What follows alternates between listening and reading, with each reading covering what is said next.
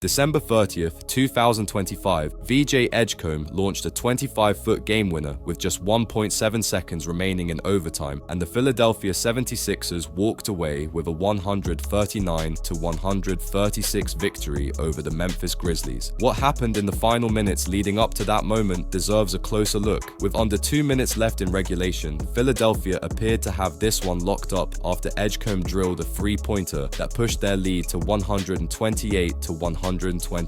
Memphis had other plans, and what followed changed everything. The Grizzlies rattled off the final 7 points of the fourth quarter, starting with a 4-point play from Jaren Jackson Jr. That sent the crowd into a frenzy. Ja Morant, who finished the night with 40 points on a scorching 16 of 22 from the field, scored twice down the stretch, including a floater that knotted things up at 128. Philadelphia had one final possession to avoid overtime, but Tyrese Maxey's mid-range attempt missed its mark. Memphis got the ball back with a chance to win in regulation, and Jalen Wells put up a three that rimmed out, followed by another miss from Santi Aldama. Neither shot fell, which meant 5 more minutes of basketball. Memphis grabbed the early advantage in the extra period and built a 132-128 cushion. Joel Embiid, who had accumulated 34 points and 10 rebounds throughout the contest, to 128 cushion, and that's when Morant reminded everyone why he's one of the most dangerous closers in the league. Memphis grabbed the early advantage in the extra period and built a 132. A rookie nobody expected to take the final shot buried one of the most clutch three-pointers of the NBA season.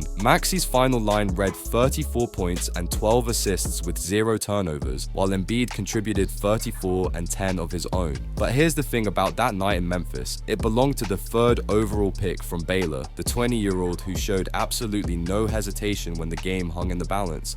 Cade Cunningham went scoreless in the first half against the Lakers, and then he exploded for 27 points after halftime to lead Detroit to a 128-106 blowout that nobody in Los Angeles saw coming. December 30th at Crypto.com Arena, the Pistons absolutely dismantled a Lakers team that had no answer for what was about to happen. Cunningham picked up 3 fouls in the opening quarter, which meant he played just 3 minutes in the second period and went 0 for 4 from the field before the break. And that's when everything flipped. After halftime, Cunningham came out firing on 12 of 19 shooting. Luka Doncic put up 30 points but coughed up 8 turnovers, while LeBron James spent the final 4 minutes of his 41st birthday planted on the bench watching his team collapse in the fourth quarter. Quick clarification on something you might have heard, because there's no record of Luka picking up a technical foul in this game, and the only tech actually went to Marcus Smart in the first quarter.